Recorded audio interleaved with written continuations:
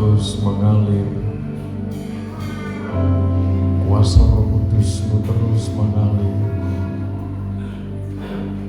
pelaksana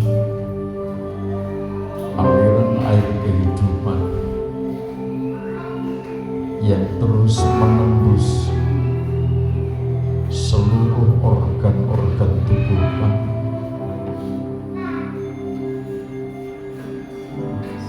Terus mengalir,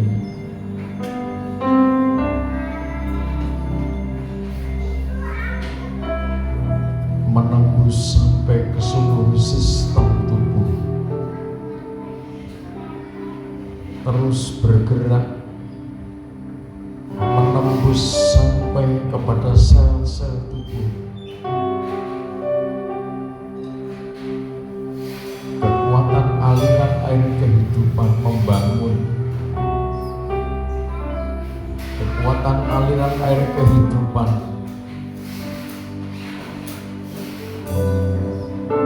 memulihkan,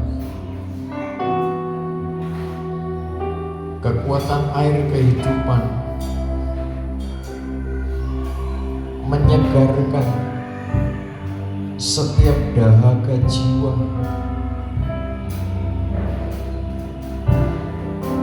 setiap gerak aliran air kehidupan membawa dampak yang dahsyat atas tubuh Kristus.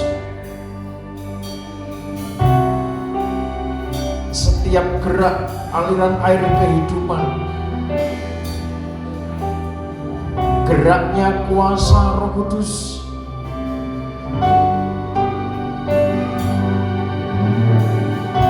adalah derap langkah kakinya Tuhan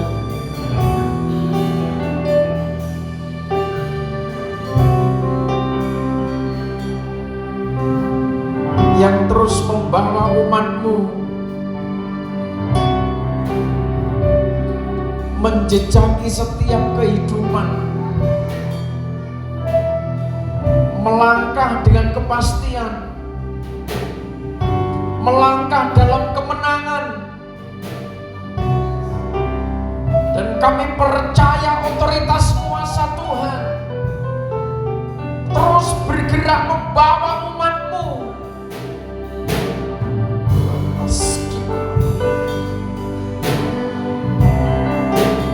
yang mendapatkan anugerah Tuhan menjadi pelaksana dari ketetapan Tuhan pada akhir zaman. Yesus, Yesus,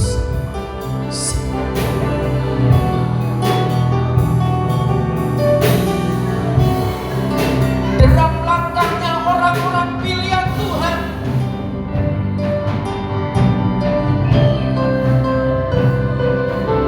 langkahnya hamba-hamba yang digenggam tangan kuasa Tuhan.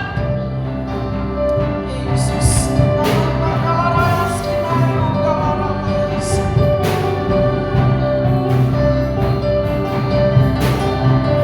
derap langkahnya sosok kaki Dian emas dalam otoritas kuasa pengurapan Roh Kudus.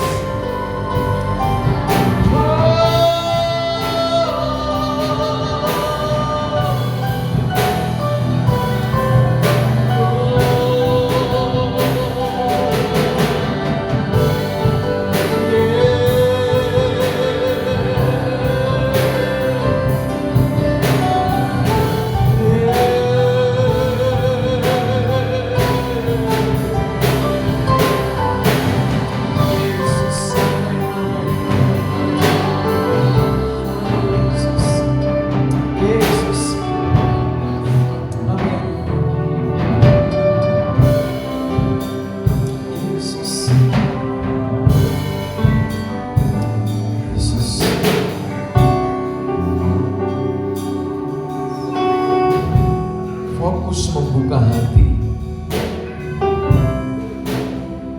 fokus membuka jiwa, membuka akal pikiran.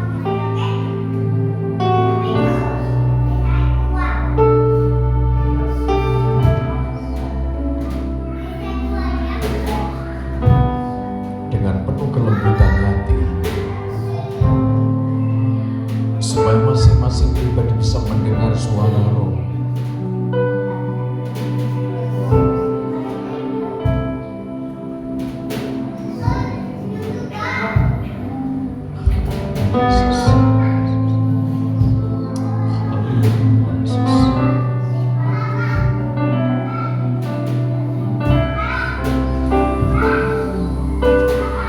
Fokus di dalam hadiratnya Tuhan.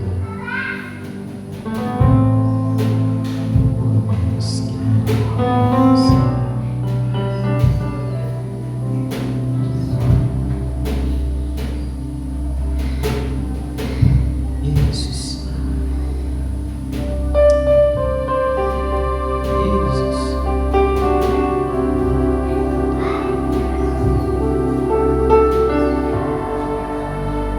masing-masing buka mata batin, membuka telinga batin,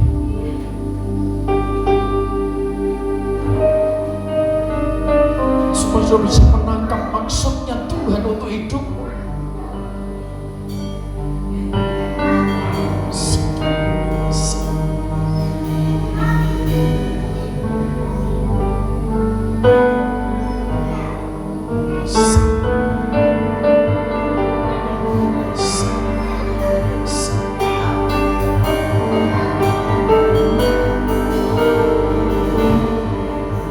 Lembutkan hati, lembutkan hati.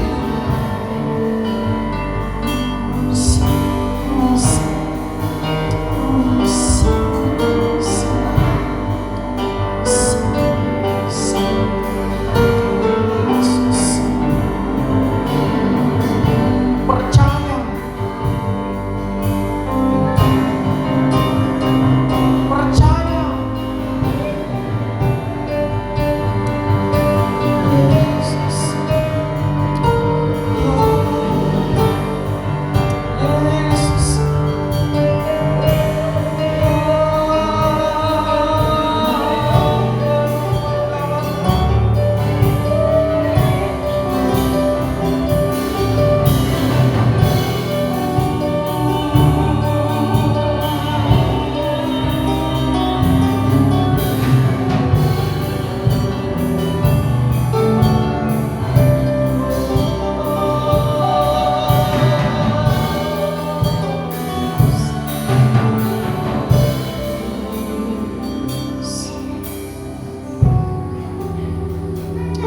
Yesus, amin, amin. Yesus sangat baik, amin. Yesus, sebab Tuhan baik, awasannya selamanya,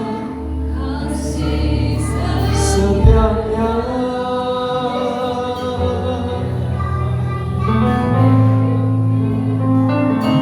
Sebab Tuhan baik, awas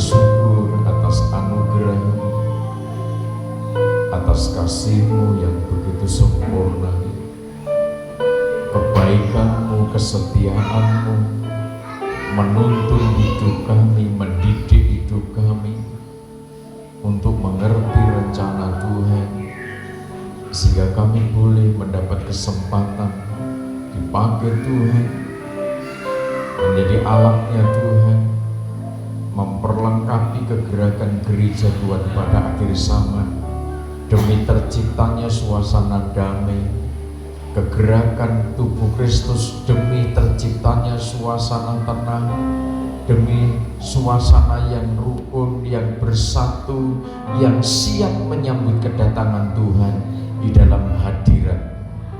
Terima kasih Bapa. Dalam nama Tuhan Yesus Kristus, layakkan kami menerima pengajaran firman. Layakkan kami menjadi pelaksana dari kebenaran firman. Perlindungan-Mu nyata di tengah-tengah kami. Di dalam nama Tuhan Yesus. Amin. Oleh karena kasih-Nya, oleh karena anugerah-Nya, sampai hari ini kita masih mendapat kesempatan untuk bersekutu bersama, memuliakan Tuhan, mengagungkan Tuhan. Sementara sepanjang minggu kita dilindungi Tuhan, kita dijagai Tuhan, dan karya-karyanya Tuhan ketika kita membuka pendengaran kita, membuka seluruh panca indera kita, bagaimana Tuhan berkarya, memelihara, menghidupi kita dalam segala aktivitas pelayanan, aktivitas keluarga, aktivitas pekerjaan yang ketika kita ikuti dari hari ke hari, mungkin ada saatnya manusia mengalami suatu kejenuhan, mengalami satu kepenatan karena satu aktivitas yang mungkin monoton, itu saja yang harus dikerjakan, dengan kompleksitas persoalan yang seakan juga tidak kunjung berhenti, bahkan terus persoalan itu datang silih berganti. Sebab kalau kita pahami sebenarnya untuk itulah Tuhan mempercayakan sebuah tanggung jawab, untuk itulah Tuhan mempercayakan satu tugas kepada kita masing-masing pribadi untuk menjadi sosok kaki dian emas. Dipercayakan satu tugas kita yang mendapat kemurahan Tuhan, digambarkan laksana bintang-bintang yang digenggam tangan Tuhan.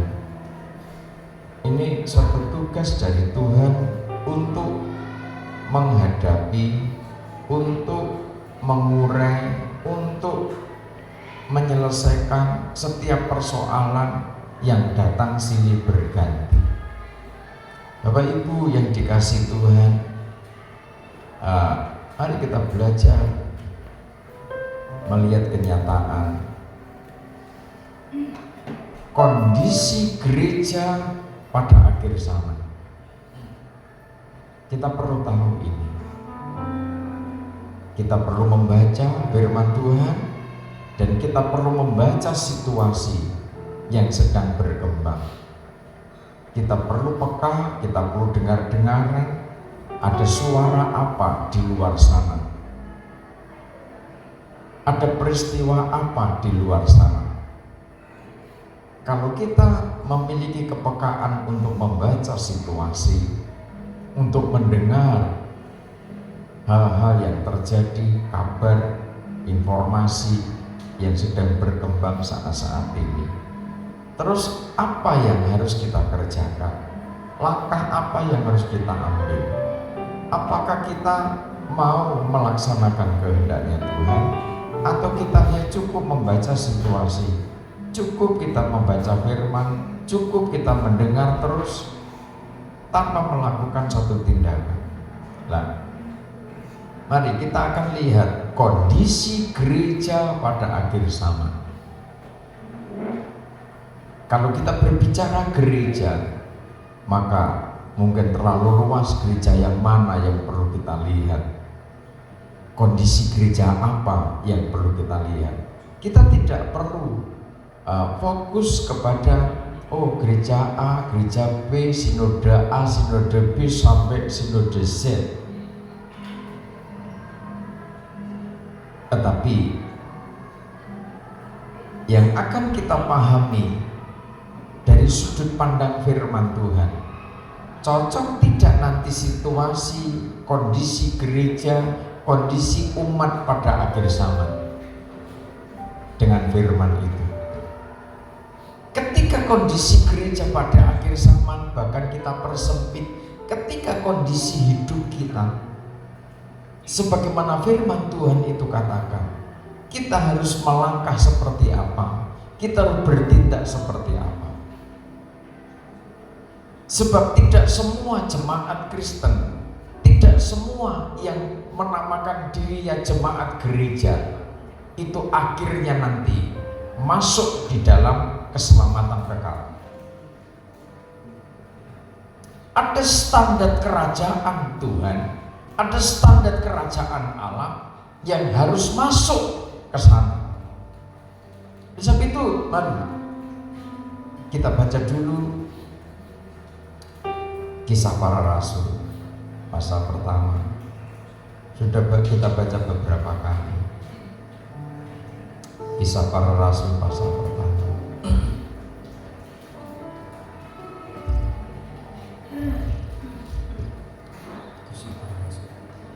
Ayat yang ke-8, langsung ayat 8. Kisah Para Rasul pasal pertama, langsung ayat 8. Tapi kamu akan menerima kuasa kalau Roh Kudus turun ke atas kamu, dan kamu akan menjadi saksiku di Yerusalem dan di seluruh Yudea dan Samaria dan sampai ke ujung bumi. Ya, poin yang kita ambil di sini, kita fokus pada dan kamu akan menjadi saksiku.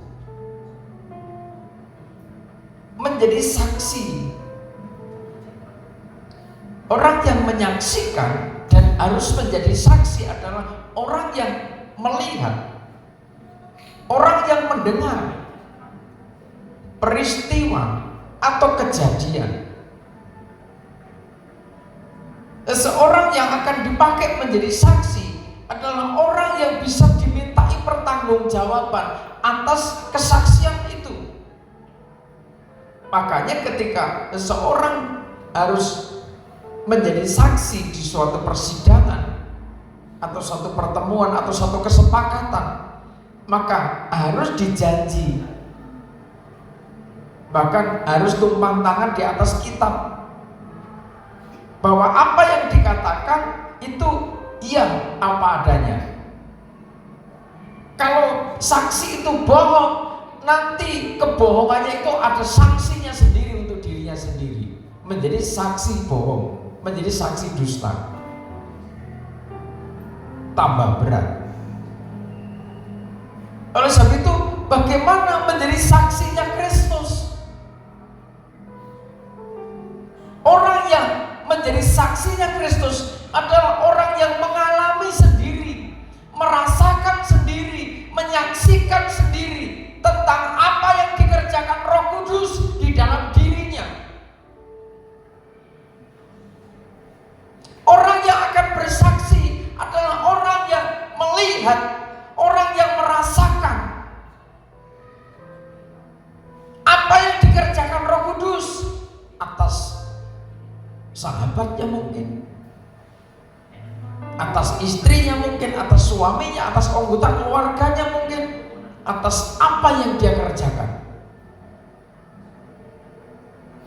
Sesimpel itu. menjadi saksinya Tuhan. Kalau dibalik begitu, kenapa kamu bisa seperti itu? Kita bisa bercerita, saya bisa seperti ini, kami bisa seperti ini karena kuasa Tuhan Yesus. Saya bisa tenang. Dulu saya tidak bisa sabar. Dulu saya tidak bisa mengampuni. Dulu saya pembenci. Saya dulu pendendam. Kalau aku sekarang bisa seperti ini karena Yesus, karena pengorbanan Kristus yang sudah diserahkan untuk manusia berdosa.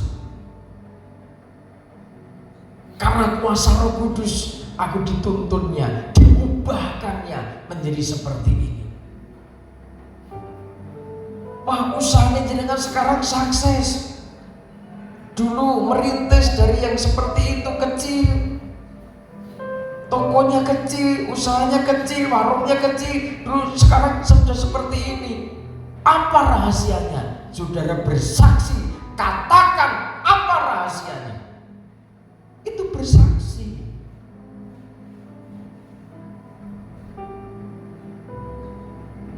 Sampai bisa kuat, bisa melewati masalah demi masalah. Sampai bisa melewati persoalan yang seakan tidak mungkin bisa keluar dari persoalan itu.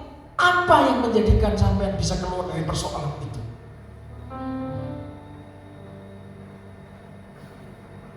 Apakah sudah tidak bisa berkata?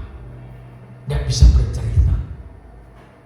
Apakah sudah tidak mau mengakui Yesus yang menolong saudara? Apakah sudah tidak mengakui Roh Kudus yang membawa saudara, yang menguatkan saudara, yang meneguhkan saudara? Apakah saudara di saat seperti itu mau mengambil alih posisinya Tuhan? Karena aku pintar, karena istriku yang support, selalu sayang terhadap saya, selalu berdoa untuk saya. Sebaliknya, ini karena suamiku pintar golek duit, sehingga aku seperti ini. Dulu seperti itu, sekarang seperti ini karena suamiku saking sayangnya sama saya. Suamiku sehat walafiat, suamiku kuat, suamiku cerdas. Bagaimana kalau suatu saat suamiku menjadi tidak cerdas?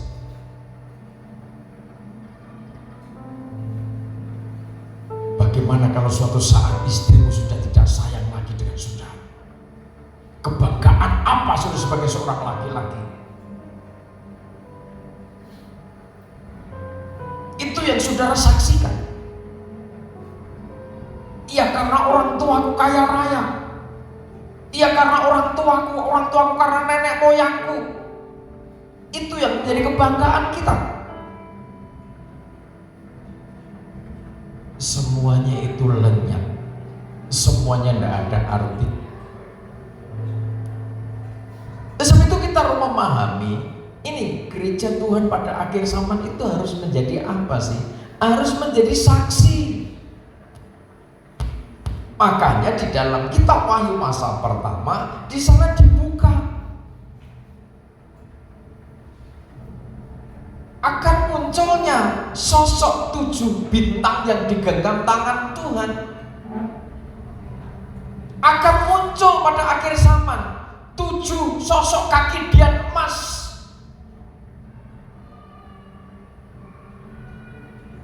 Penampilan-penampilan yang serba terang, benda-benda yang serba terang menggambarkan satu kehidupan umat Tuhan pada akhir zaman.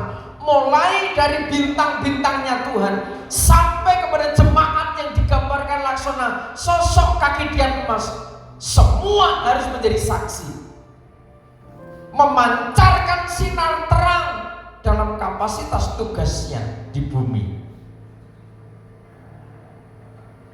Lah, ketika kita melihat gambaran gereja pada akhir zaman dalam kitab Wahyu pasal 2 sampai pasal 3, ketika gereja Tuhan dipercaya menjadi sosok kaki dian emas, ketika gereja Tuhan dipercaya tampil menjadi penerang di tengah-tengah gelap betul-betul terang yang membawa damai. Roh Kudus yang membawa damai. Roh Kudus yang membawa kesatuan. Roh Kudus yang membawa kerukunan. Roh Kudus yang membawa sukacita kerajaan surga.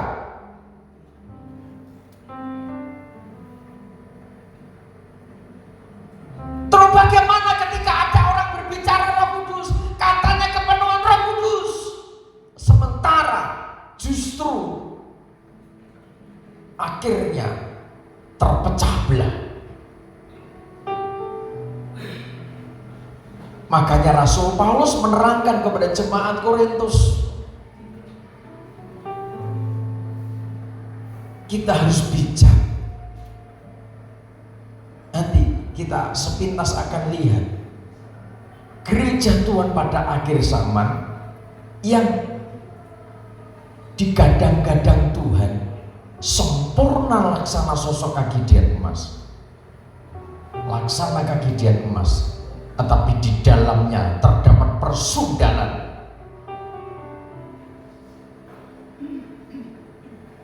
Bersundal dengan nabi-nabi palsu.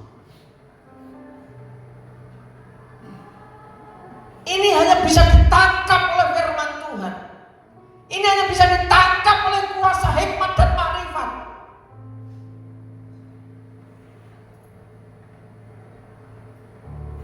Sebab antara gereja palsu dan gereja sidang tubuh Kristus itu seakan mirip.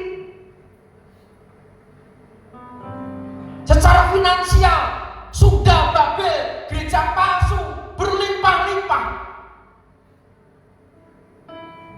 Bicara Roh Kudus sesaat, sekalipun puncaknya tidak berbicara Roh Kudus, tetapi take off-nya, berangkatnya kaki dian emas.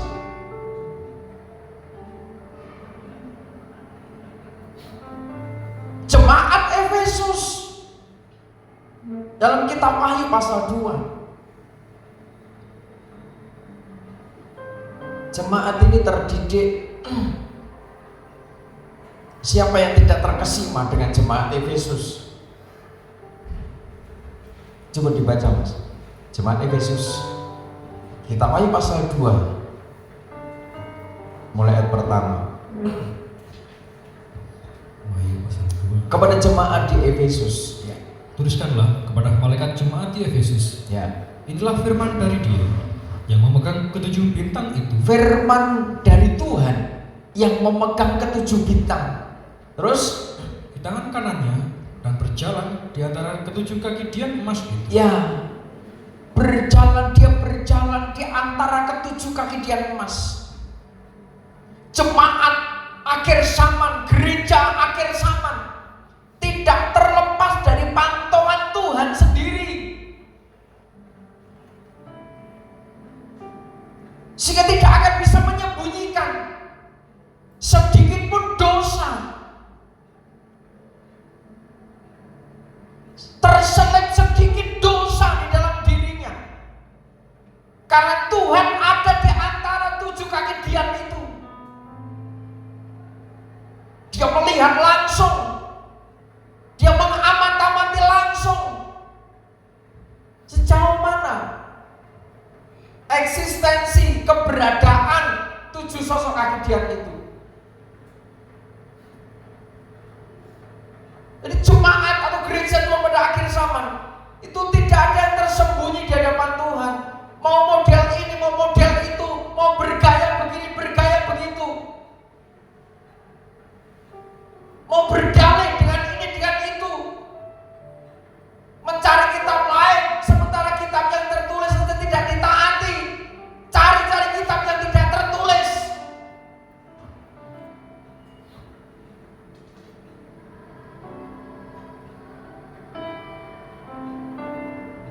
Saudara, mari kita belajar memahami kehendaknya Tuhan. Kanonisasi ini final dengan data-data akurat. Ini sudah diteliti oleh bapak-bapak gereja, oleh tokoh-tokoh gereja. sehingga menjadi kitab suci ini.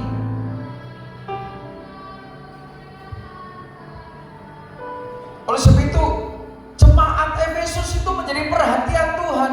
Aku tahu segala pekerjaanmu, baik jeripayamu maupun ketekunanmu.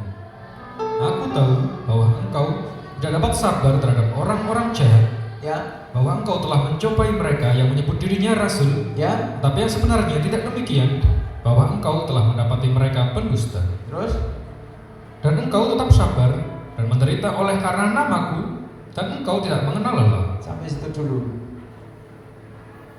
Ini kan luar biasa. Jemaat Efesus itu tidak kenal lelah. Jemaat Efesus itu suka berjeri lelah. Singkat cerita, Efesus itu pekerja keras. Tapi nanti kalau saudara baca selanjutnya, jemaat yang sudah seperti itu, jemaat yang sudah kerja keras, tidak kenal lelah, itu diancam Tuhan kok.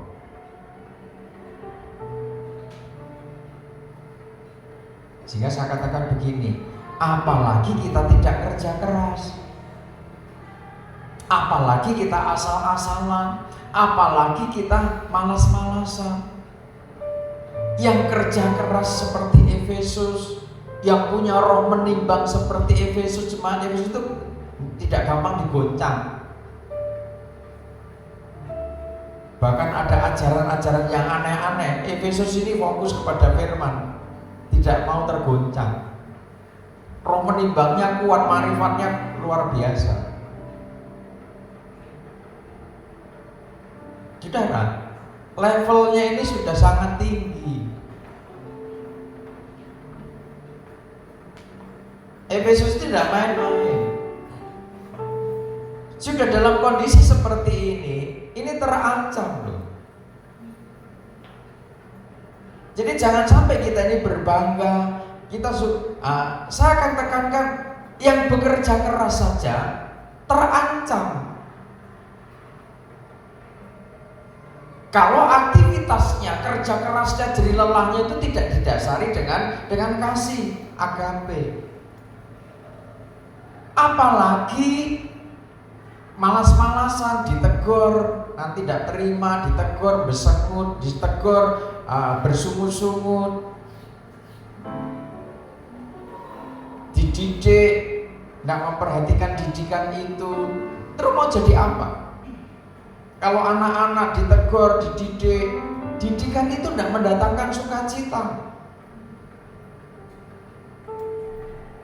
Saya pernah kecil, berulang kali saya katakan, saya sekolah minggu itu jauh, jaraknya 25 kilo dari rumah, naik sepeda pancal. Jalannya masih makadam, itu kira-kira 8 kilo, masih makadam. Yang selebihnya itu sudah aspalan.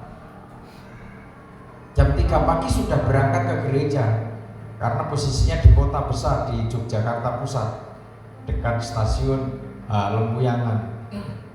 Satu-satunya gereja terbesar di Jogja, gereja Pantekosta di Indonesia, sampai sekarang masih. Karena saya dengan kakak kan beda umur jauh, maka diklasifikasi sekolah minggunya kan, jadi sesuai tingkatan umurnya. Sampai nanti ada ibadah umum, selesai sekolah minggu semuanya, kami diajak ikut ibadah umum sekalian ibadah, karena jaraknya jauh, supaya dapat berkat banyak pengajaran firman Tuhan. Sejauh mana seorang anak kecil bisa menangkap firman? Yang penting saya taat, saya ikuti kakak, saya ikuti orang tua. Apakah tidak pernah mengenal layangan? Saya bisa bikin layangan sendiri. Tapi tidak pernah sehari-harian saya main layang-layang di sawah. Ya lihat, itu ya. Paling hanya 1 jam,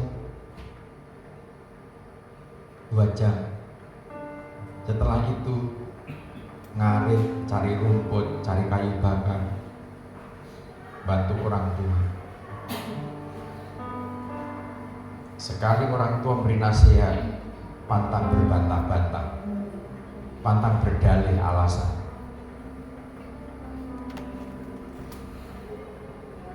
Apakah saya tidak pernah bermain juga sepak bola di pinggir apa di rumah kan dekat lapangan juga, dekat juga dengan Sungai Progo yang seluas itu, mau bermain sepak bola di Sungai Progo yang hamparan pasirnya begitu luas begitu, atau di lapangan dekat rumah, tinggal pilih saja. Kesempatan itu ada, tetapi tidak tiap hari. Karena saya membantu masak orang tua sudah ambil getah pohon kelapa alias ambil legen itu, saya yang bantu masak dan lain sebagainya. Tidak ada waktu kosong. Disiplin itu sejak dari kecil.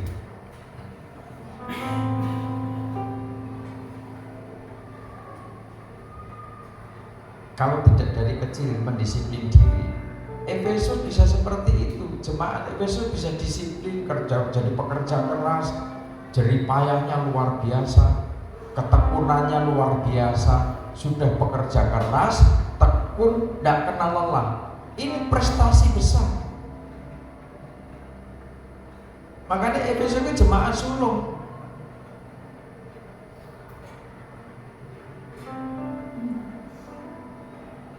Tetapi kalau Efesus ini tidak koreksi diri, Efesus terancam, hidupnya gelap. Apalagi tidak kerja keras, apalagi tidak tekun, apalagi tidak sampai dikatakan berjerih lelah. Namun demikian aku mencela engkau karena engkau telah meninggalkan kasihmu yang semula. Terus, sebab itu ingatlah betapa dalamnya engkau telah jatuh. Bertobatlah dan lakukanlah lagi apa yang semula engkau lakukan. Jika tidak demikian, aku akan datang kepadamu dan aku akan mengambil kaki dianmu dari tempatnya jikalau engkau tidak bertobat. Amin. Saudara bisa bayangkan ketika kaki dian itu diambil daripadamu, sudah tidak bisa berbuat apa-apa. Saudara tidak bisa bersaksi. Hidupmu sendiri gelap kok. Karunia Roh Kudus ditarik, urapan Roh Kudus ditarik, karunia otomatis fasilitas yang lain habis, ditarik semua dari kerajaan surga. Mau apa?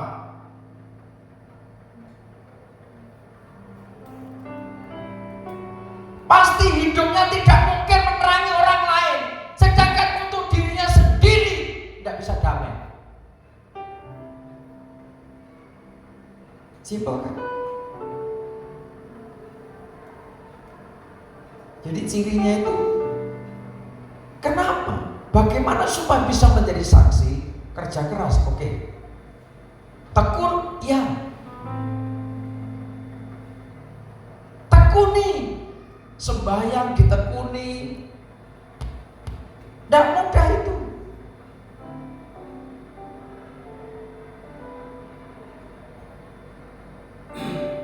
Saya dari awal saya amati siapa sih yang siap jadi panglima.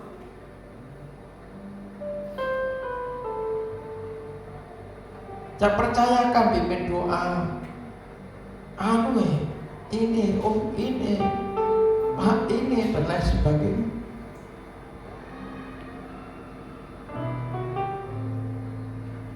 Mulai dari orang-orang yang di dalam lingkaran pastoral sejak awal pimpin.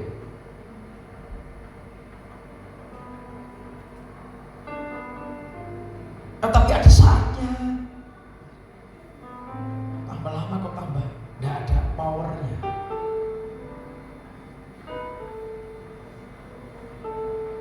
Yang tekun selevel Efesus, bekerja keras, tidak kenal lelah, ini terancam dicabut kaki dianya. Dan terus bagaimana?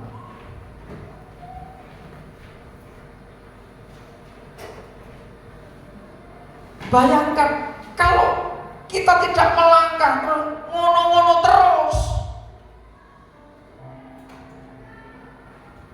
Mari kita belajar fokus ya, belajar fokus. Rasa delok wong liya.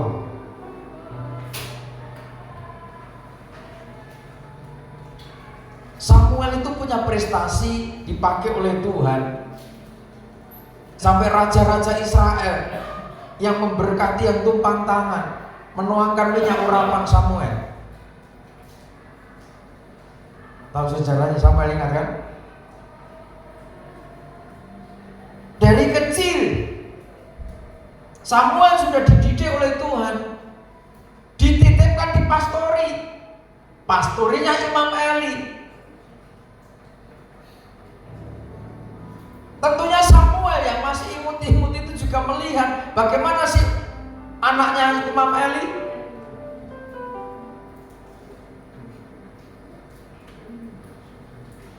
Ketika Samuel dalam pertumbuhannya bersama-sama dengan anak-anaknya Imam Eli, Samuel ini tidak memiliki pikiran yang khusus dengan Tuhan.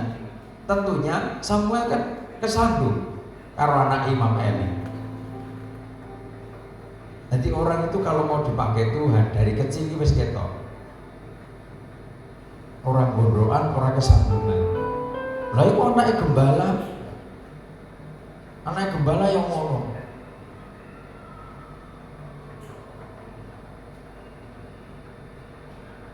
Lah itu yang sana begitu. Mari fokus. Yang manggil kita bukan manusia, tetapi Tuhan. Nanti nek sudah mendelok tetanggamu sudah tidak akan maju, tidak akan jadi nabi, dan tidak akan jadi tokoh, maksud saya, tidak akan jadi sosok kaki dian emas. Lihatan firman.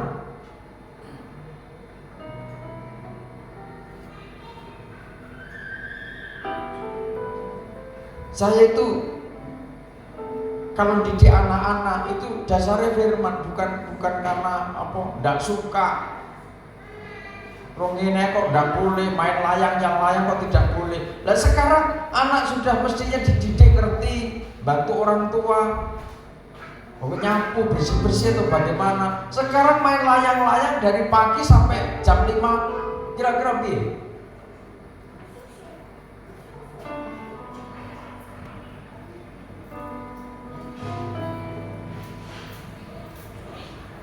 Sudah dikasih tahu tidak didengar. Ngasih tahunya gampang supaya didengar, supaya tidak diulang lagi, gampang. Direndam aja layang-layangnya di air kan sudah selesai.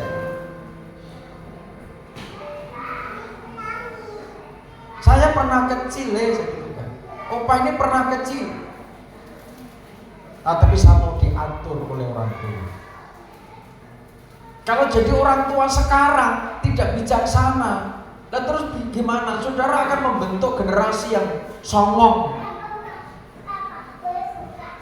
Saudara sedang melahirkan, menghantar generasi-generasi bodoh, generasi-generasi yang tidak peduli dengan lingkungan,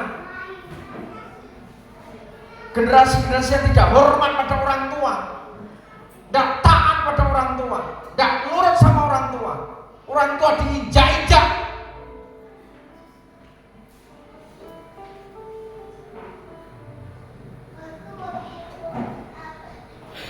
Bagaimana kalau kita tidak menanamkan seperti Efesus, menjadi jemaat yang bekerja keras, menjadi jemaat yang tekun, kasih kepercayaan, tekun, ini Efesus. Tapi ada satu terselip, ada yang ditinggalkan Efesus. Efesus tidak melayani lagi dengan hati. Karena ada orang pekerja keras. Makanya ini tak tekankan, yang kerja keras seperti ini saja terancam, apalagi memang betul-betul salah. Bolak-balik lalai, bolak-balik lupa. Kalau tidak disuruh-suruh, kalau tidak diingatkan, tidak dikerjakan. Maaf, saya sebut kayak patung, diremot terus. Punya anak begitu mau? Nak, ini dicuci nak. Habis makan langsung nyekel HP. Gomblong terus HP belum dicuci. Kalau yang nyuci mamanya, makasih mak. Jangan biarkan anakmu seperti itu. Kalau saudara seperti itu terus, sedang mendidik anak menjadi anak yang songong, jadi ratu songong. Nanti sampai tua sudah disuruh-suruh terus. Karena apa? Saudara biasakan dari kecil, tidak bisa mandiri.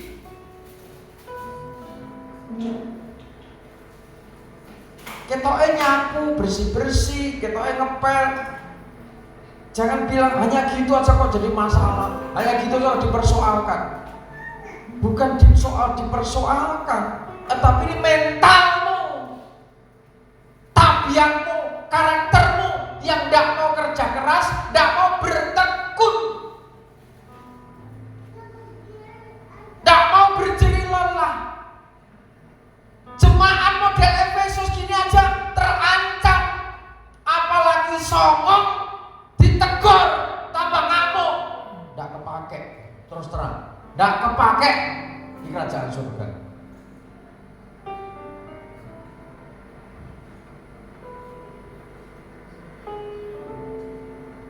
Jangan menilai, oh gembala kok saya tegel, koncoku mau tegel-tegel kabeh.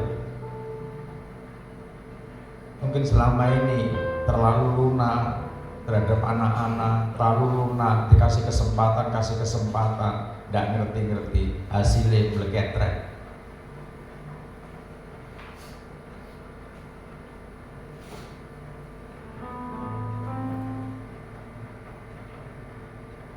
Di dalam didik anak, mulai dari lingkaran ini, didik anak, masa bodoh.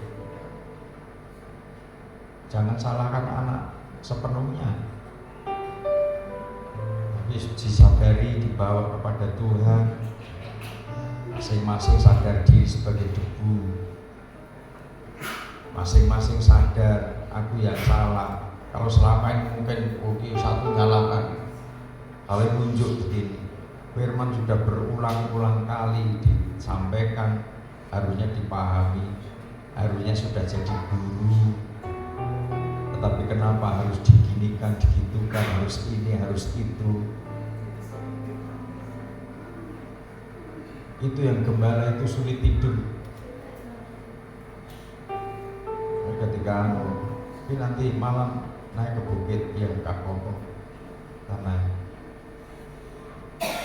bisa refreshing spiritual, bisa menyembah, bisa merenungkan kasih Tuhan. Dan puji Tuhan itu nanti banyak hamba-hamba Tuhan setahap demi setahap ikut itu. Gara-gara marching, naik itu menjadi lonjakan yang selanjutnya. Dulu sudah dikerjakan dengan baik, dan ini kan saya posting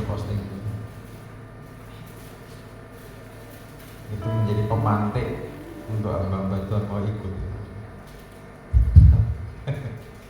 Iya teman. Nanti mulai akhir bulan, setiap hari Senin, mulai bulan depan tiap hari Senin minggu terakhir ada fellowship ujian penyembahan di pastori hamba Tuhan. Untuk para teman Tuhan tidak datang. Ayo,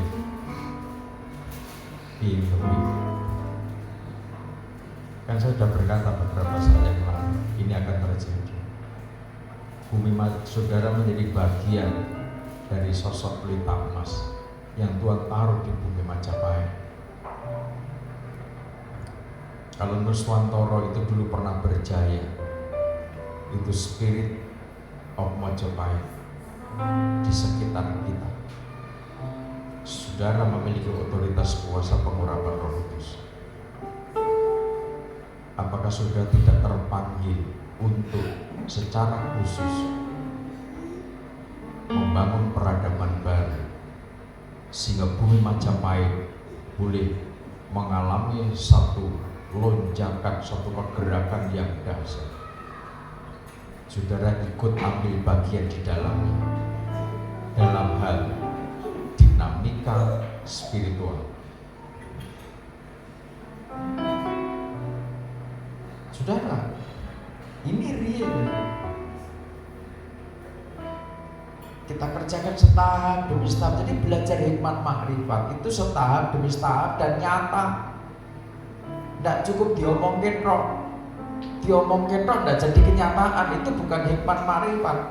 Jadi hikmat makrifat itu bisa dilihat dalam penerapannya, bisa dilihat juga, bisa diterapkan sesuai dengan konteksnya. Ketika sudah mengafirmasikan, kita bergumul untuk fellowship ini, kita bergumul untuk persekutuan ini, kita bergumul untuk momen ini, digumuli. Dan itu afirmasinya dari orang-orang yang berhikmat, bermakrifat, dan itu diwujudi.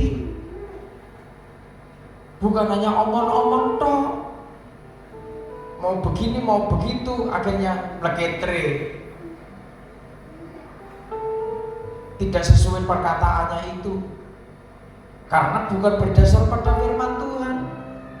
Di saat itu kita harus seperti Efesus dalam hal ketekunan, dalam hal kerja keras, dalam hal jerih lelah, dalam hal roh menimbang. Sekalipun menghadapi orang yang menyebut dirinya rasul, menyebut dirinya nabiah, tapi ketika saudara tidak berhikmat, bermakrifat, saudara bisa diinjak nabiah-nabiah palsu, disesatkan, ditarik kepada hal-hal yang tidak diperkenan Tuhan. Kuncinya kembali pada kasih mula-mula. Apa yang hilang, apa yang dulu pernah saudara kerjakan, tapi sekarang tidak dikerjakan, sementara itu diperkenan oleh Tuhan. Apa itu? Kasih. Mulai di tengah-tengah keluarga, mungkin saudara komunikasimu sudah tidak sinkron, komunikasimu sudah tidak nyaman, komunikasimu dengan istri, dengan suami, dengan anak-anak seakan terjadi pengkotak-kotaan atau penyekat-penyekat yang menggoyahkan kesatuan itu. Apa sebenarnya mengkotak-kotak hubunganmu di tengah-tengah keluarga?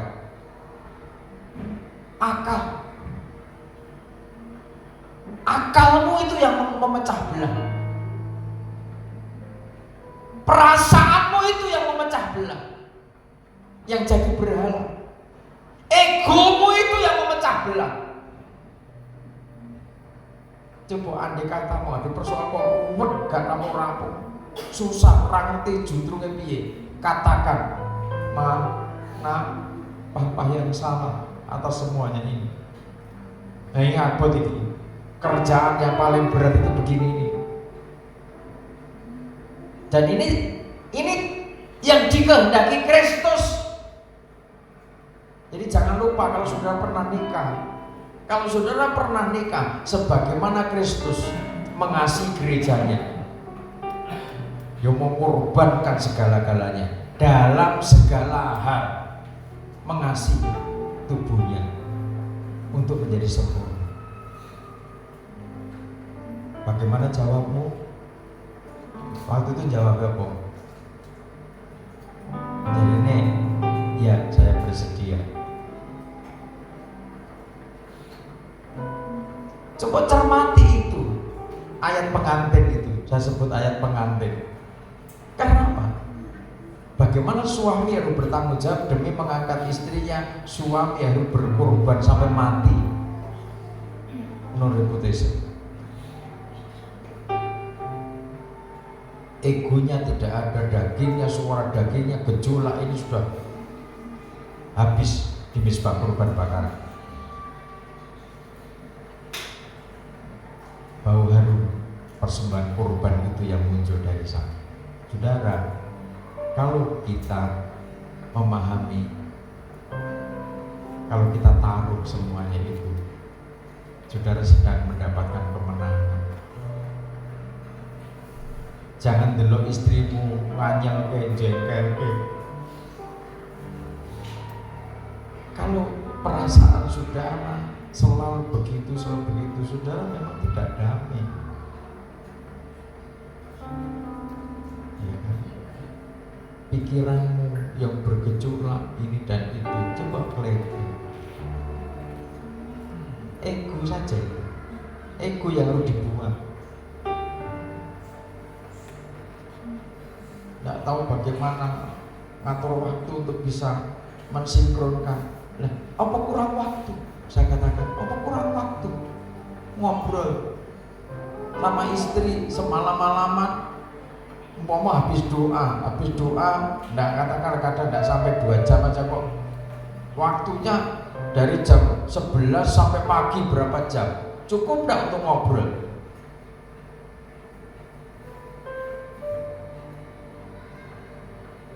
Dari sekian jam rentang waktu yang panjang itu, apa enggak cukup? Kalau dulu masa mudanya pengantin baru, Dek tolong, atau Ma, atau Ibu, atau Mami tolong aku dipijiti, itu mungkin yang hilang. Terus, tapi kalau itu lewat, jangan sampai menjadi kekecewaan atau sakit hati.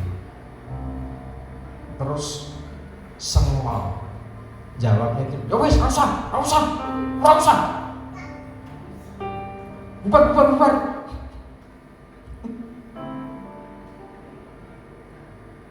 Biar mati, biar mati. Top merah, jajan orang.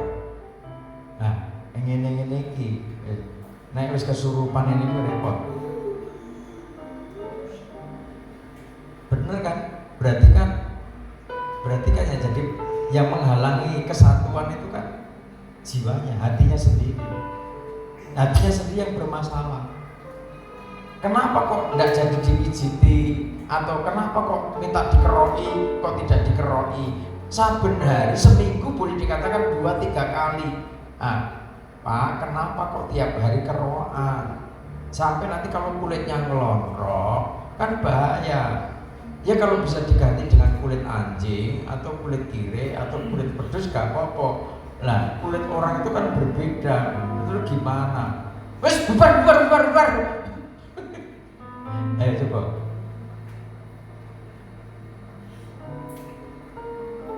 Semakin tua semakin tambah umur, coba saling memahami. Mungkin dirinya sendiri juga awake ra enak, kencang-kencang. Pemahaman itu yang penting. Balik lagi kepada hatimu, sumeleh. Sumeleh itu tidak mudah, karena itu mencampakkan keinginan pribadi, personal, ego itu loh, harus dibuang, dicampakkan demi memahami istri. Oh iya, bojoku ya wis koyo esuk ya tandang gawe, ngurusi arek, ngurusi bocah, ngurusi dapur, ngurusi kamar, ngurusi pakaian dan lain sebagainya. Ya panjang durung istirahat belas. Lah istirahat kebablasannya, tadinya janjian mau ini mau itu ya jadi. Kan hal gitu-gitu aja kan. Di kamar itu kan ngono-ngono wedok tuh isinya tuh. Ket mau main HP tok. Aku ora didelok HP tok. Bisa-bisa aku delok rarek masuk kaya ngene. Wis keriput-keriput kaya ngene. Saudara, mungkin itu hilang. Jadi jangan bingung apa sih yang hilang di Efesus. Sekalipun umur makin bertambah bukan berarti terus menghilangkan kasih itu. Seiring umur, seiring kondisi kita masing-masing, kita juga saling memahami. Pemahamannya juga berbeda, tuntutannya juga berbeda dengan ketika kita masih muda dulu dong. Kan begitu kan? Istri sudah umurnya sudah 50 ke atas. Tok samakan, saudara lupa bahwa dirimu juga 50 ke atas ternyata kan. Istrimu tok padake kowe zaman dhisik umur 20 tahun, umur 20 tahun.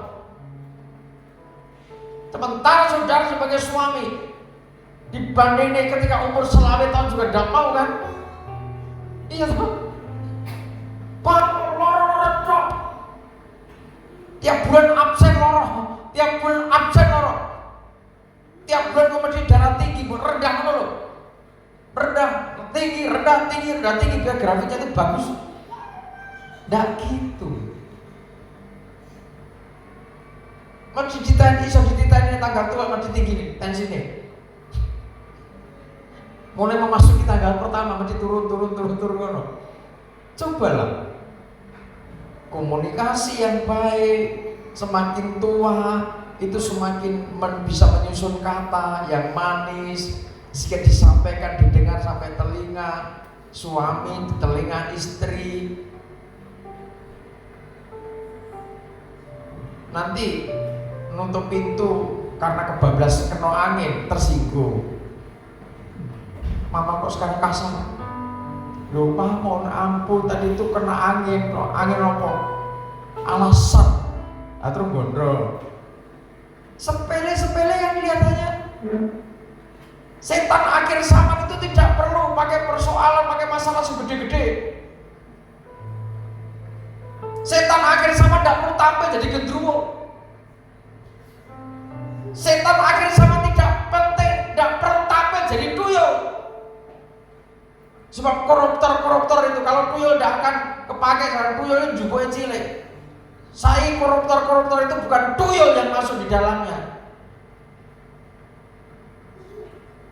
Tuyul kan paling jebol 50 100. Nah ini koruptor itu piro sing dijupuk? Miliaran, triliunan. Bukan tuyul itu. Saudara, Efesus seperti ini. Sudah kerja keras saja. Ambil kesimpulannya di sini tentang Efesus. Yang sudah bekerja keras itu saja, yang sudah bertekun begitu saja, terancam untuk kegigihannya diambil. Apalagi kalau kita tidak tekun, apalagi kalau tidak setia, tidak bekerja keras, tidak berjerih lelah. Terus dadi apa dadi sosok kegigihan? Gak iso. Terus orang mau melihat apanya? Efesus ini kelemahannya titik terselubung di dalam hati. Fisiknya, actionnya, stylenya, penampilannya sudah cukup bagus. Tapi jiwa dan rohnya ini yang perlu ditandani. Ini Efesus. Ini persoalan intern suami istri, persoalan kasih, tabut perjanjian. Di bawahnya ini menyangkut persoalan mesbah dupa, yang erat kaitannya juga dengan pintu tirai, erat kaitannya dengan tabut perjanjian. Nah ini masalah rumit kalau dibuka, ini perlu internal. Pasutri itu perlu memahami hal ini. Sangat paham hal seperti ini. Maha bicara. Saudara mungkin ada yang nikahnya sudah melebihi di atas saya, tapi dalam persoalan nikah, rahasia kesejahteraan nikah, kedamaian nikah, saya tahu rahasianya. Saya banyak rekan-rekan hamba Tuhan sharing terkait apa sih? Jangan saudara kira di mimbar besuk gagah seperti Gatot Kaca, seperti Werkudara, seperti Bapak Guru yang seakan ilmunya dahsyat begitu, tapi belum tentu dengan keluarganya punya ilmu bagaimana berdua insan manusia ini bisa menyatu dan rukun. Banyak ibu-ibu pendeta yang ngenes. Orang kagum melihat penampilan suaminya di depan umat, tetapi ternyata di tengah-tengah keluarganya tidak dikagumi oleh istrinya. Karena apa? Tidak ada pancaran kasih. yang melekat dalam dirinya, akhirnya dirasakan anaknya, dirasakan istrinya. Tidak ada.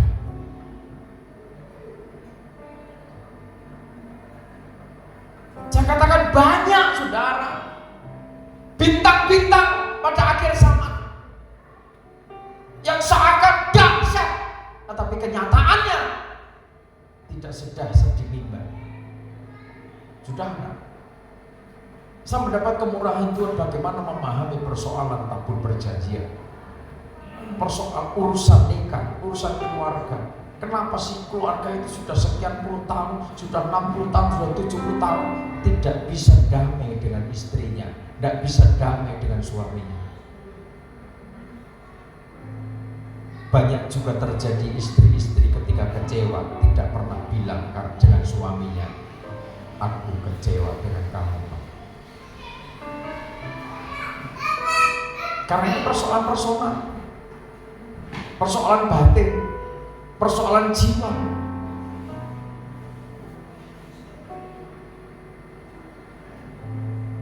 Jadi mengungkap rahasia kegerakan tubuh Kristus, mengungkap rahasia kita wahyu pada akhir zaman, kita harus paham dengan benar apa itu tabur perjanjian, apa itu ruang suci, apa itu ruang maha suci.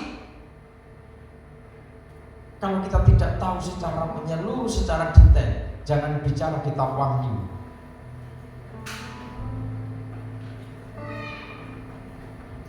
Saya banyak diam bukan berarti saya tidak peduli dengan gereja Tuhan.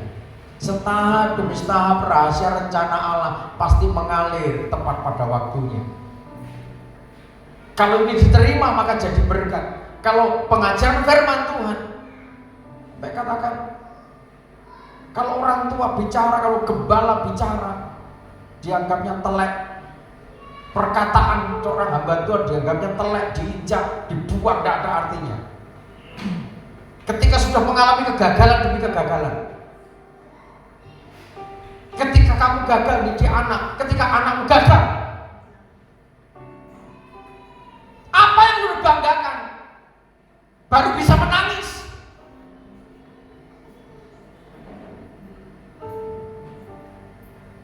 Saudara, tolong jangan sampai orang lain banyak dari berbagai pulau, dari berbagai bangsa menerima pengajaran kitab wahyu, menerima pengajaran air kehidupan yang membawa hidupnya terbangun, terpulihkan, disatukan menjadi satu kesatuan tubuh Kristus. Justru orang-orang yang dekat dengan sumber, orang yang dekat dengan sumber pengajaran, malah tidak paham-paham dengan itu. Tidak bisa menangkap visi yang dari Tuhan. Tidak bisa menangkap apa maunya Tuhan. Apa yang harus aku kerjakan dalam kegerakan ini. Saya pesankan lagi, jangan bingung pada akhir zaman ini. Akan muncul pengajaran yang aneh-aneh.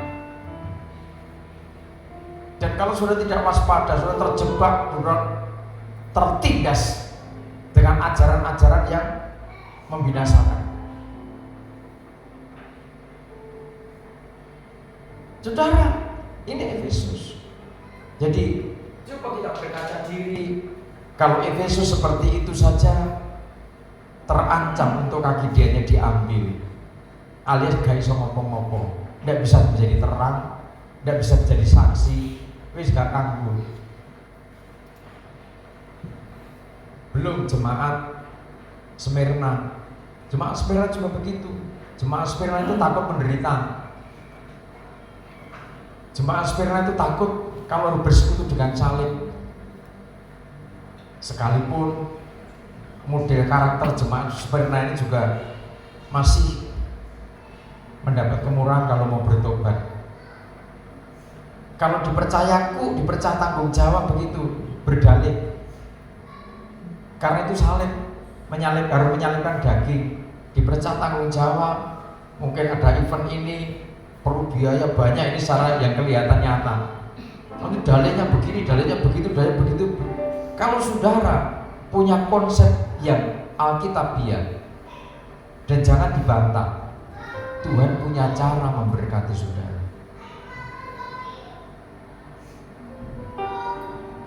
Tuhan punya cara memberkati saudara. Kalau gembala bicara perpuluhan kok salah paham.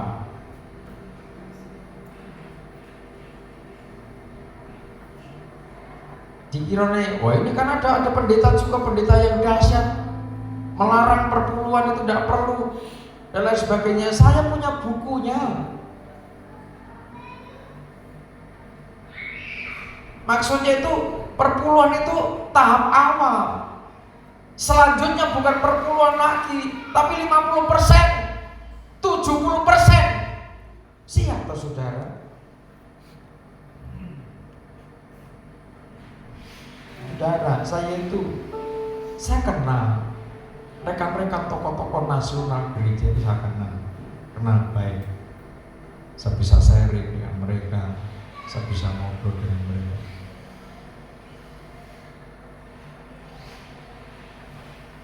Saya punya komunitas petinggi-petinggi gereja di Jawa Timur. Kami saling sharing terkait dengan lembaga, pengelolaan lembaga, sharing pengajaran tabernakel itu bagaimana. Mereka punya penafsiran terkait pengajaran ini, pengajaran itu, kita bisa sharing. Tapi kalau yang baku-baku itu tidak bisa diubah. Kita harus paham itu. Jemaat Smyrna juga mengalami suatu goncangan dari dalam juga itu. Karena apa? Takut menderita, takut bersekutu dengan salib. Kalau nanggung beban, maka dia terteror dengan jemaat iblis yang menyusup di tengah-tengahnya. Coba, jemaat Smyrna tersusupi jemaat iblis. Belum jemaat Pergamus. Jemaat Pergamus ini terpengaruh oleh ajaran nabi-nabi palsu, nabiah-nabiah palsu. Demikian juga yang ada di jemaat Tiatira, itu juga tambah parah. Ada roh-rohnya Isabel yang menyusup di tengah-tengah jemaat Tiatira. Ini kondisi jemaat akhir zaman begitu-begitu. Jika orientasi pikirannya dikuasai roh jina, pikirannya dikuasai persundalan pemberhalaan, itu Tiatira. Tapi jemaat Tiatira juga digadang-gadang luar menjadi sosok pelita emas memang. Tapi kenyataannya yang dihadapi, kenyataan yang terjadi, Tiatira begitu. Kalau memuji Tuhan, ya menyebut nama Tuhan Yesus, ya disebutnya. Mengucapkan kuasa Roh Kudus, iya. Menantikan kuasa Roh Kudus, menantikan kepenuhan Roh Kudus. Tapi di dalamnya Smyrna ada jemaat iblis masuk. Pergamus, ajaran Bileam, ajaran Nikolaus masuk di dalamnya. Sementara Tiatira, roh-rohnya Isabel. Kepemimpinan itu harusnya laki-laki.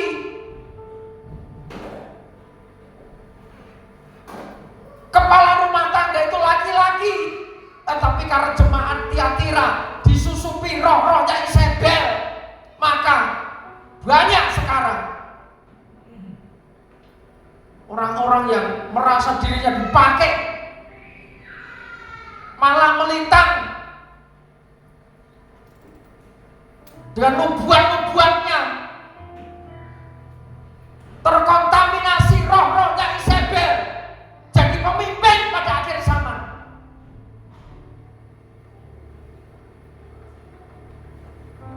Isabel ini suaminya saja ditaklukkan, diinjak-injak.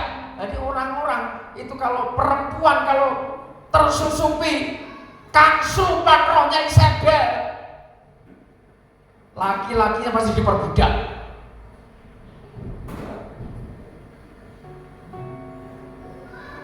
Laki-laki dianggap tidak ada, semua harus diam. Suami kudu menang, tidak boleh ngomong apa-apa. Rohnya Isabel itu seganas itu, memutar balikkan tahbisan. Bukan berarti seorang perempuan tidak boleh mengajar. Kalau memang profesinya sebagai sebagai guru, silakan mengajar. Tetapi kalau kapasitas sebagai seorang pemimpin, sementara masih ada yang laki-laki, suaminya masih ada, tetapi madeg jadi Isabel, madeg jadi pemimpin, madeg jadi gembala, hati-hati. Kalau ada yang seperti ini, hati-hati.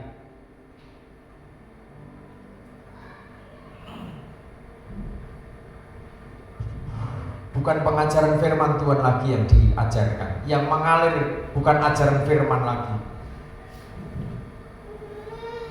tetapi yang mengalir adalah petunjuk-petunjuk arwah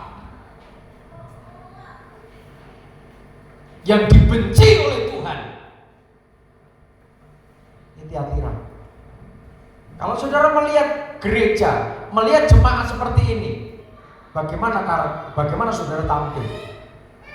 Apa saudara bagai bintang malaikat jemaat, saudara diam? Ketika saudara sebagai orang tua melihat sesuatu terjadi atas anakmu, ada pelanggaran, ada penyimpangan, apakah saudara diam sebagai orang tua? Apakah bintang-bintang Tuhan yang merasa digenggam tangan Tuhan, melihat penyelewengan, melihat munculnya nabi-nabi palsu, munculnya penyesat-penyesat, apakah saudara diam sebagai bintang-bintangnya Tuhan? Jangan mengaku bintang yang digenggam tangan Tuhan. Kalau saudara diam, lebih baik bersembunyi, mundur dari kegerakan pembangunan tubuh Kristus. Saudara didambakan, digadang-gadang jadi pelita emas, jadi sosok kaki dian emas yang harus menyala terang, sempurna terangmu di akhir zaman. Tetapi kalau saudara mendengar suara Isabel, mendengar suaranya Bileam, mendengar suara egomu, mendengar perasaan dagingmu yang tidak mau diproses, tidak mau dimurnikan, tidak mau disucikan, sampai tampillah salah sosok kaki dian emas, saudara tidak akan dapat apa. Sama yang mengaku para bintang yang digenggam tangan Tuhan, tapi saudara cukup malah kong kali kong sepakat menerima Isabel, menerima Bileam, menerima ajaran Nikolaus. Sama nasibmu para bintang, rontok sepertiga bintang itu nanti. Saudara, kita harus paham, kita harus ngerti kondisi jemaat akhir zaman. Sudah tantangan dari luar, tantangan dari dalam, jemaat-jemaat yang disusupi iblis akhir zaman.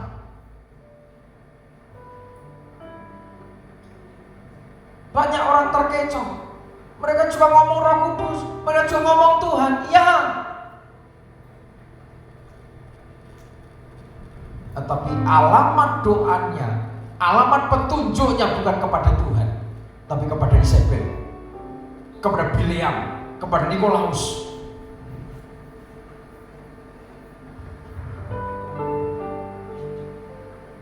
Sudah lama mendengar pengajaran kitab Wahyu.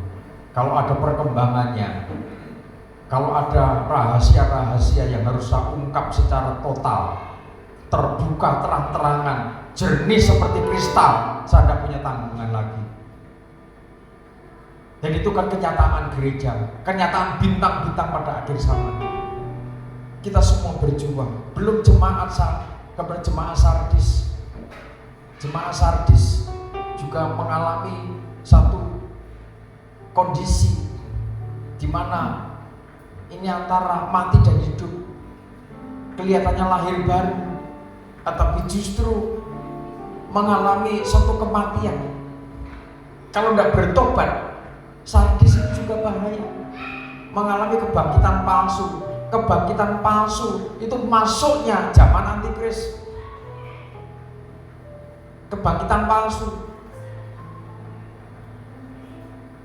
kasihnya palsu, imannya palsu.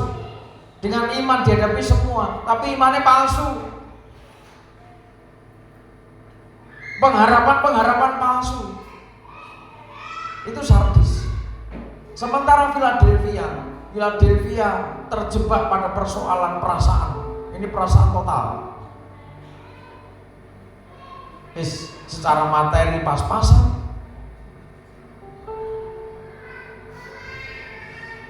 Yang menghadap ini juga Philadelphia ini juga dilematis. Jangan kira jemaat yang paling sempurna di Philadelphia sopo sing kondo.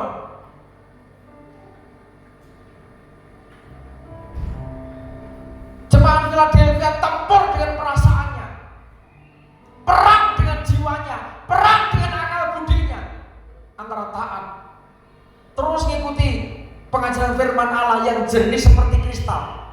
Sementara melihat Tiatira seperti itu, melihat Pergamus seperti itu, melihat Sardis seperti itu, terus gimana? Apa Philadelphia mau pengen seperti Tiatira? Apa mau ngikuti Pergamus atau gabung karo Efesus? Masing-masing punya kelebihan, punya kekurangan. Itu kondisinya gereja akhir zaman. Sementara jemaat Laodikia ini jemaat yang keren, jemaat yang paling kaya. Di dalamnya banyak bisnismen, sehingga secara materi Laodikia itu kaya raya. Tapi secara batinnya, ketika anak domba Allah, anak manusia keliling di antara ketujuh bintang, ternyata jemaat Laodikia buta, telanjang. Kalau tidak bertobat, maka dia juga tidak akan mendapatkan kehidupan. Saudara, kita melihat kenyataan gereja pada akhir zaman. Sudah tidak usah terkecoh. Ini ajar muncul nih, Tiatira seperti itu. Di sana ada jemaat namanya Pergamus, pengajarannya seperti itu. Nah, di Efesus seperti itu, di Laodikia seperti itu, di Efesus seperti itu. Aku mau kemana? Masing-masing kita koreksi diri. Ada apa yang terjadi dalam hidup saudara? Atau ketujuh dosa tadi ada di antara saudara? Atau hanya satu poin, aku sudah, yang lain sudah selesai. Aku sekarang posisiku seperti Philadelphia. Aku tidak seperti Efesus kok. Aku tidak seperti Tiatira. Aku tidak seperti Pergamus. Aku seperti Philadelphia. Apa seperti itu? Atau bahkan semua ada di dalam hidup saudara. Saudara sendiri yang tahu, saudara sendiri yang paham. Begitu kompleksnya. Setelah dikelompokkan ketujuh jemaat, ternyata masing-masing punya kelemahannya, masing-masing punya celah, masing-masing punya kekurangan yang harus ditobatkan dan harus disadari itu menjelang kesempurnaan. Maka kita perlu berbesar hati. Kita perlu bangga punya Tuhan Yesus yang mau memfasilitasi saudara bagaimana supaya kita bisa melewati masalah-masalah itu. Bagaimana kita bisa melangkah dengan pasti kita menang atas setiap persoalan-persoalan seperti itu. Mungkin kebekuan rohani, kasihmu hilang seperti Efesus. Bagaimana kita bisa melewati itu? Tuhan sedang memberi fasilitas kepada saudara. Tuhan sedang menawarkan fasilitas kepada saudara, yaitu kuasa. Kalau Kudus itu semakin permanen menguasai saudara, maka saudara pasti menang melewati masalah-masalah itu. Menghadapi jemaat Pergamus yang seperti itu, saudara pasti menang melewati itu. Tidak ikut-ikutan, kalau begitu yang benar ini Pergamus, pengajarannya luar biasa. Atau lebih meriah lagi, itu jemaat Tiatira ini luar biasa, ini ada nabiannya luar biasa ini. Atau Sardis, saudara jangan bingung, jangan malah nambah-nambahin dosa. Biarlah jemaat Efesus bergumul dengan kekurangannya untuk melawan kekurangannya itu, menyelesaikan kekurangannya itu. Fokuslah ke situ. Ketika saudara posisi mungkin seperti di Philadelphia, selesaikan persoalanmu itu, bertekunlah di situ, tetaplah fokus di situ, tetaplah setia di situ, bekerja keras di situ. Atau perjuanganmu seperti Laodikia, kekayaan saudara punya, harta benda saudara punya, tetapi kelemahanmu ternyata saudara tidak hidup dalam urapan Roh Kudus secara maksimal. Saudara tidak tekun menyembah Tuhan, saudara tidak menghargai fellowship persekutuan itu. Laodikia mengandalkan materinya.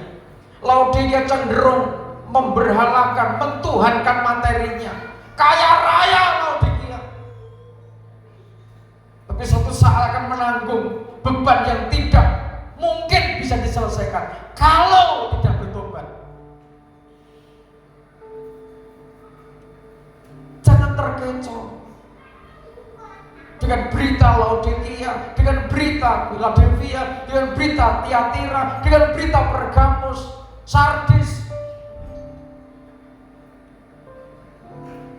Masing-masing ada masalahnya. Masing-masing berjuang menyelesaikan itu. Sekarang belum ada gereja yang sempurna. Di seluruh dunia tidak ada gereja yang sempurna. Masing-masing berjuang, sedang mengalahkan kelemahannya. Masing-masing sedang berjuang bagaimana melawan dosa itu, bagaimana melawan kekurangannya untuk sampai kepada kesempurnaannya. Saudara terkasih dalam Tuhan, biarlah kasih Tuhan itu terus menguasai hidup. Biarlah kasih Tuhan itu terus membawa hidup kita setahap demi setahap dalam alunan kasih-Nya, sehingga sekalipun banyak tantangan, sekalipun banyak persoalan, banyak hambatan, bahkan kita harus menyelesaikan kekurangan kita dengan perjuangan yang tidak mudah. Kita paham bahwa sepanjang jalan kehidupan ini itu memang kita harus bersekutu dengan salib. Kalau kita bersekutu dengan salib, maka disitulah ada kemenangan yang luar biasa. Sepanjang jalan kehidupan ini, suka duka silih berganti. Janganlah takut bila badai menerpa. Percayalah, Yesus selalu menjaga. Coba saudara renungkan dengan baik, saudara buka hati dengan baik. Saudara tidak akan menemui setiap jalan sepanjang jalan ini mulus-mulus tanpa persoalan. Dalam perjalanan mungkin sudah mau kerja, mau ke kantor, ada masalah yang saudara harus berjaga di sana. Saudara ngurusi rumah tangga, di rumah, di sekitar rumahmu, saudara akan menghadapi masalah. Anak-anak yang kuliah, yang sekolah sampai SD, sampai TK pun, saudara akan menghadapi masalah. Dimanapun juga saudara akan menghadapi masalah. Tetapi yang perlu kita pahami, di sana ada aturan. Ketika kita ikuti aturan itu, kita waspada aturannya bagaimana ketika aku di jalan, ketika aku di rumah, ketika aku di sekolah, ketika aku di ruang kerja, ketika aku mengurus perusahaan. Percaya kalau saudara tidak perlu takut bila badai menerpa. Percaya Yesus menjaga. Ini dalam kondisi kita tenang, dalam kondisi kita sadar bahwa saudara itu memiliki Tuhan. Dia tak pernah tinggalkan diriku, selalu hadir dalam hidupku. Tuhan sendiri yang menuntun saudara, Dia menuntunku. Angkat bila ku jatuh, Dia sungguh berarti bagiku. seberarti berapa sih Tuhan dalam hidupmu?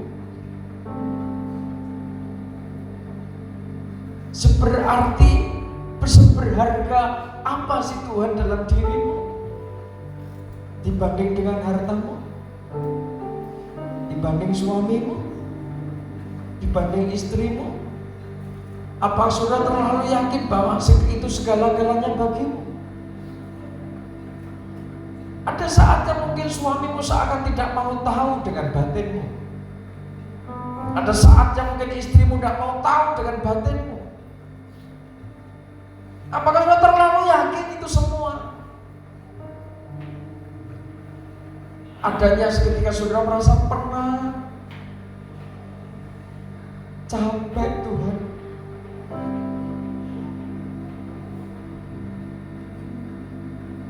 Mari jalani hari-hari hidup ini. Betapa indahnya bersama Tuhan yang dekat saudara. Suami tidak selamanya kuat. Suami tidak selamanya dalam kondisi fit. Demikian pun sebaliknya kan. Hari ke hari rasa kasih firman-Nya air kehidupan. Sukacita yang Ia berikan mengalir di dalam hatiku. Oh betapa indahnya Ia selalu bersama, damai sejahtera dalam hatiku. Hanya Yesus yang sanggup hapuskan air mata, jadikan hidup ini berarti. Hidupmu itu lebih berarti ketimbang pengharapanmu kepada dunia. Hidupmu di dalam tangan Tuhan itu lebih berarti, lebih berharga ketimbang pengharapanmu kepada materi yang ada di sekitarmu. Ketika itu menjadi konsep hidupmu, saudara damai. Tidak perlu takut, tidak perlu cemas, tidak perlu bertanya-tanya bagaimana anakku. Masa depan anakku masih panjang. Sementara aku sudah tidak bisa melakukan sesuatu secara maksimal. Tidak ada kata terlambat, Bapak Ibu. Kasih Tuhan itu tidak terbatas.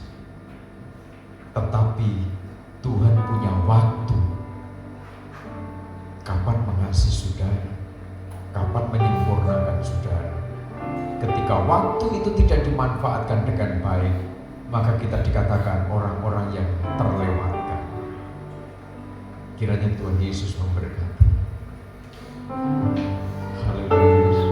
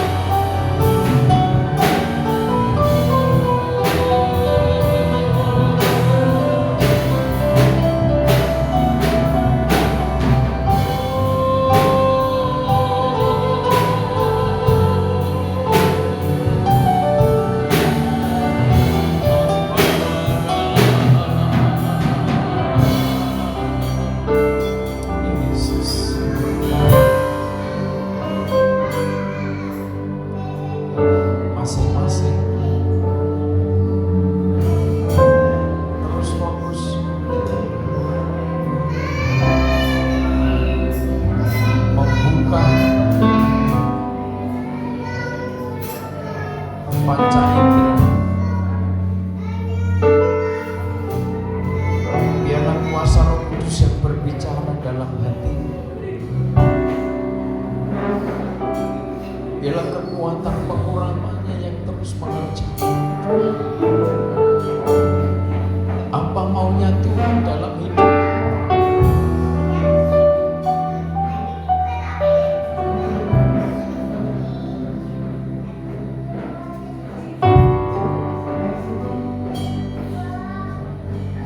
Belajar menangkap visi yang Tuhan taruh dalam hati.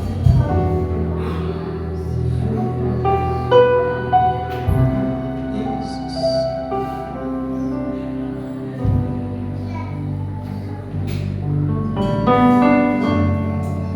Belajar membuka hati, membuka jiwa.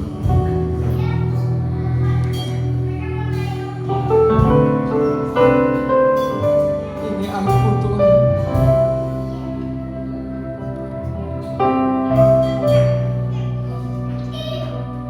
Ini hidup kami Tuhan.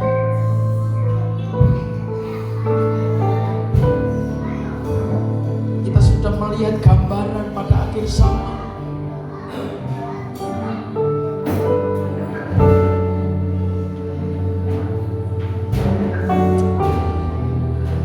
Banyak hal yang harus diperjuangkan.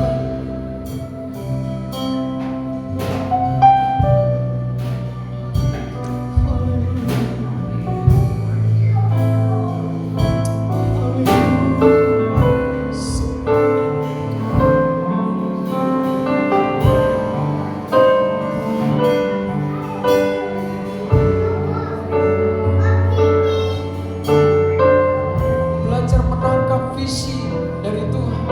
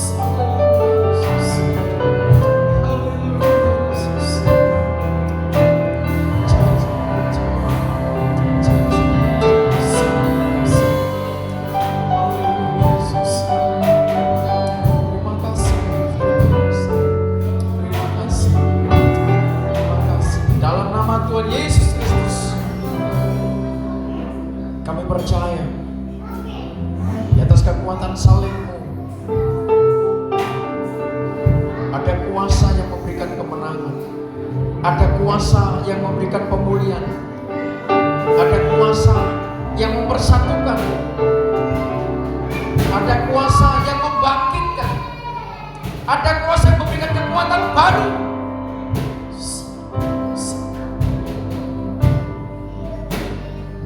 Terima kasih Bapak, terima kasih.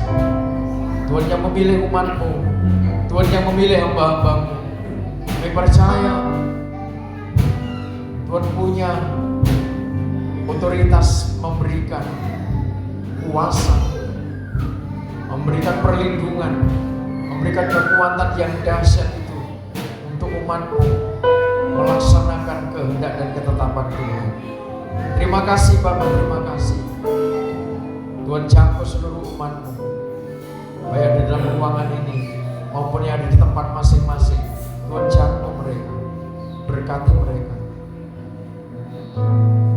kuatkan, teguhkan, tegakkan, sembuhkan, pulihkan mereka sebagaimana iman mereka, terjadi sebagaimana iman,